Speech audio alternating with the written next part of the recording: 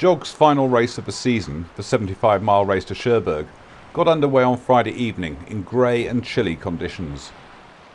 The 9-boat fleet in Class 5 were first away in a force 4 to 5 southwesterly. Most of the fleet approached the line from outside the pin-end buoy on starboard, but then headed inshore where the early ebb was strongest. Zara outsailed the Class 5 fleet to cover the distance to Cherbourg in just over 14.5 hours, finishing over half an hour ahead of Electron on the water. Zara also saved her time to take the handicap win. The leader in this year's Jog Offshore series is Aquila, and she finished nearly 2 hours behind Zara, but took second on handicap, with Electron taking third. Class 4's start again saw most of the 9-boat fleet approaching on starboard, but Paddy Wack made a great port tack start across the fleet. She was followed by Long Pierre, who was also able to cross the starboard tackers.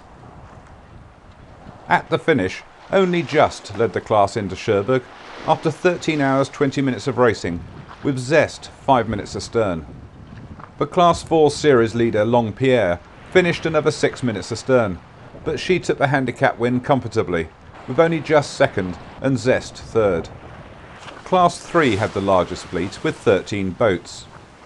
Once again, the inshore end paid at the start, with Jay Bellino getting away well on port. Floating Boater led the class into Cherbourg after 11 hours 21 minutes of racing, 33 minutes ahead of Thunder 2. These two also took the top 2 places on handicap, with Class 3's series leader Arcsign taking third. This was the last of the 16-race Jog series. Next year's series will kick off with a Cows to Cherbourg race on Good Friday, 21st of March. The British American Cup team racing competition was held in Cowes last week. The event is held every 2 years, and it's one of the oldest team racing competitions, which was first held in 6 metres in 1920. The Americans have won this regatta on the last 3 occasions, and this time the British were desperate to win it back. Racing was in sonars and was organised by the Royal Thames Yacht Club, with the event being hosted by the Royal Yacht Squadron. Racing took place from Thursday to Saturday, and 3 races were sailed on the first day.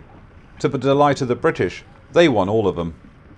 On Friday, the Americans got into their stride and started off by winning the first 3 races, only to have the first race nullified by a request for redress after one of the British boats broke a tiller early in the race.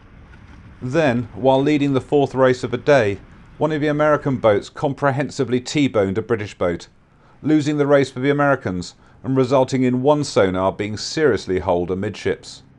That's one sonar that will need a lot of work to get sailing again. On the final day, after a long wait for wind, the race committee managed to fit in 3 races. All were hotly contested and place changes were constant. The Brits fought hard to hang on to their lead and to win the event for the first time in 8 years, but in the end it was not to be. The Americans fought back hard, and once again they took the British American Cup with a 5-4 scoreline. That leaves the British team with another 2 years to practice before the next chance to recapture the Cup.